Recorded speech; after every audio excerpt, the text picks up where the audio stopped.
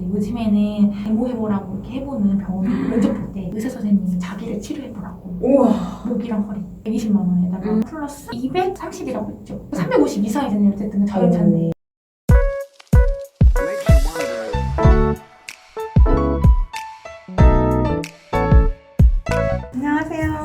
안녕하세요. 저는 실전제야 이지은 선생님의 대학 동기, 모르는 것 빼고 다 아는 이지은 선생님의 친구, 10년차 물리치료사.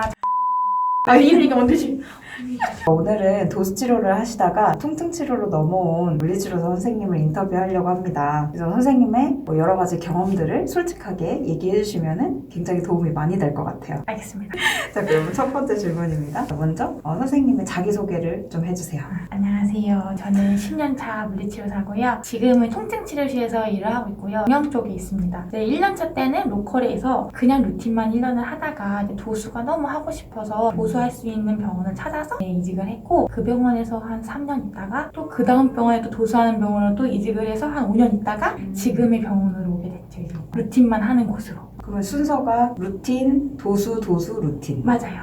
그러면 선생님이 도수 치료를 하다가 통증으로 옮긴 이유가 무엇인가요? 도수를 할 때는 어쨌든 경제적으로 풍족한 면은 있지만 그걸 떠나서 몸이 되게 아팠어요. 그래서 아픈 거를 이길 수 있는 게 없어요. 돈이 좀 많이 번다고 해도 돈은 필요 없어요. 몸이 아프면 다 필요 없고, 저는 팔이 너무 아파가지고 아무것도 할 수 없었죠. 제 본업은 주부인데 집에서 설거지도 못했으니까 설거지 못해 맨날 배민 시켜 먹고, 그래서 이직을 하게 됐죠. 아니, 팔이 어떻게 아팠는데요? 테니스 해본 것 같아요. 사실은 정식적으로 진단을 받거나 한 건 아니지만 그냥 봤을 때 라테랄 에피콘다일이 계속 아팠고, 호암을 쓸 때마다 너무 아팠고, 물건을 들지 못했어요. 설거지하다 그릇도 떨어뜨리고. 근데 또 도수를 잘하는 선생님들이 봤을 때는 이렇게 얘기하더라고요. 너가 너무 요령이 없이 했다. 왜냐면 도수가 정말 힘으로 하는 건 아니고 스킬로 하는 건데 잘하는 사람은 그렇게 안 해요. 선생님이 이제 도수 치료를 하면서 제일 힘들었을 때는 어떤 때예요? 일단은 컨디션이 안 좋거나 내 몸이 아파도 어쨌든 예약된 환자는 가야 되니까 갑자기 돌발 변수가 있잖아요. 예전에 독감 같은 것도 걸린 적이 있었는데 시장님한테 말씀을 드렸어요. 어떻게 할까요? 그랬더니 일단 출근해라. 왜냐면 예약 환자가 있으니까 펑크 낼 수는 없으니까. 첫날에 독감이라는 걸 모르고 사실 아파서 그냥 아프다 못 갈 것 같다라고 했더니 안 된다고 나오라고 해서 갔고, 다음날은 이제 확실히 진단받아서 집에서 쉬게 됐죠. 어쨌든 내가 아파도 책임을 다 해야 돼요. 뭐 어떤 직장이든 그게 마찬가지긴 하지만 일단은 환자랑 약속을 한 거고, 또 환자분도 이제 제한 시간 내서 예약을 잡은 거기 때문에 그럴 때가 제일 힘들어요. 어쨌든 간 직업이 우선이어야 하니까요. 치료사들이 다 그런 것 같아요, 진짜. 아파도 그냥 내 담당 환자가 있으니까 내가 할 수밖에 없는. 치료사를 바뀌는 거에 되게 예민한 환자들이 가끔 있어요. 저 치료사는 날 모르잖아. 이렇게 말씀을 하시는데 사실은 저희는 이제 EMR이라고 하죠. 다 보고 들어가잖아요. 정확하게 환자가 지금 어디가 어떻게 아프고 주치 오더 하에서 하는 게 도수니까 그렇게 설명을 드려도 환자분은 뭐 낯선 걸 싫어하시고 환경 바뀌는 거 싫어하는 분들이 많으니까 어쩔 수가 없는 것 같아요.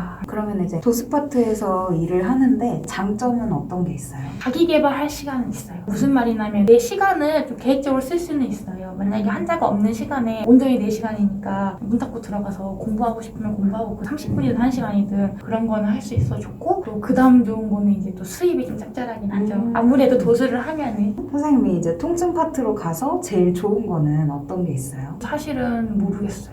모르겠어. 사실 몸이 아파서 왔는데 한 3개월 쉬고선 이제 다시 이직을 한 건데 저연차 때랑 또 달라요. 뭐냐면 이제 10년 차니까 저는 직급이 없이 어디를 들어가더라도 관리자로서의 그런 거를 원해요. 병원에서는 쉽지만은 않더라고요. 사실 저는 간단하게 생각했어요. 단순하게 아니 이제 도수하기 싫으니까 그냥 뭐 기계처럼 일할 거야. 기계 소리 울리면 가서 전기 붙여드리겠습니다. 그래서 붙이고 누우세요. 찜질 받을게요. 이렇게 할 줄 알았는데 그게 아니라 하나부터 열까지 이제 새로 들어온 선생님들이 있으면 가르쳐주고 어떻게 돌아가는지, 그리고 또 환자를 대하는 방법도 그 선생님들이 모르잖아요. 그러니까 그런 것도 알려줘야 하고 그런 게 쉬울 줄 알았는데 몸이 힘든 것도 사실 여전하고, 그리고 정신적으로 좀 힘든 것도 있어요. 사실 이직을 한다고 꼭 좋은 건 아니더라고요. 어떻게 이직을 제가 4번을 했는데 하면 할수록 데미지 올려. 이상해. 좋을 줄 알고 갔는데 이런 말 해도 되나? 이상해. 괜찮아요. 싫어. 후회돼. 하지만 시간 지나면 또 괜찮죠. 또 10년차 돼서 새로운 곳에 적응을 하려고 하니까 연차 어린 선생님들이랑 관계도 조금, 처음에는 내가 나를 내려놓고 다가가야 하는데 어쨌든 이상한 자존심 같은 게 또 생겨요. 나는 다 돌아가는 상황이 알아. 근데 애들이 날 뭘 가르쳐 주려고 해. 그러니까 마음속으로 나도 아는데.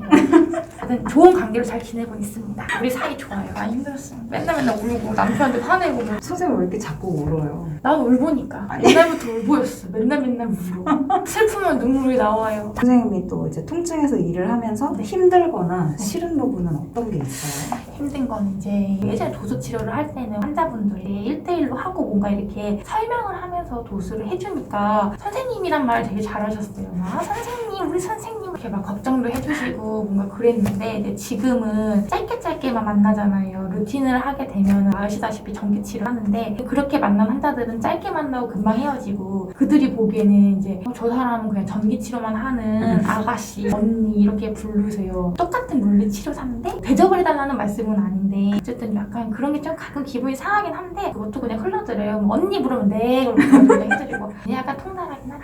근데 저연차생들은 아직 힘들었더라고요. 옛날에도 그랬어요.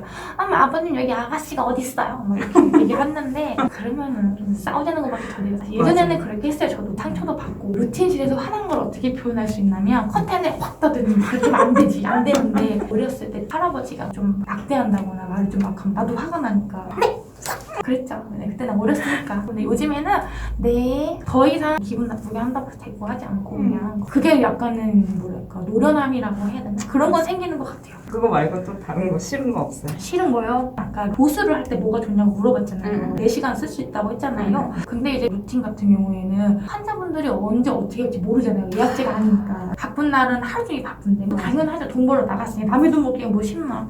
근데 그거는 당연한 거지.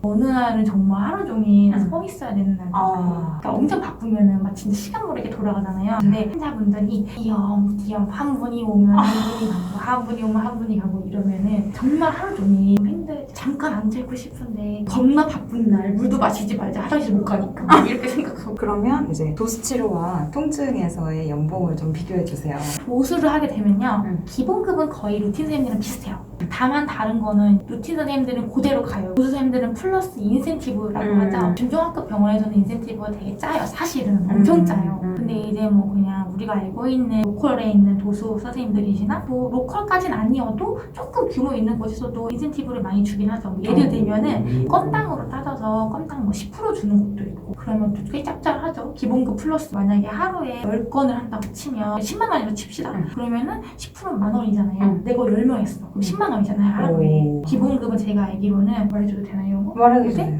사람마다 다른데 그쵸. 제가 아는 선생님들이 이제 3년차 때 도수로 이직을 할 때 기본급이 230 준다고 했고 건당 10%씩 했는데 거긴 도수가 6만 원이었어요. 6천 원이잖아요. 그러면 한 달에 200건을 한대요. 120만 원에다가 플러스 230이라고 했죠. 350 이상이잖아요. 어쨌든 저연차인데 이제 연차가 올라갈수록 인센티브를 또 차등으로 주는 것도 있고 어떤 병원에서는 군호봉도 인정을 해준대요. 그래서 남자 선생님들은 여자 선생님들이 막 기본급 230일 때 막 250 주는 것도 그것도 내 능력에 따라 다르더라고요. 이제 요즘에는 데모해보라고 이렇게 해보는 병원 면접 볼 때. 그리고 제가 친한 어떤 선생님은 이제 면접을 보러 갔어요. 도수를. 근데 의사 선생님이 자기를 치료해보라고. 우와.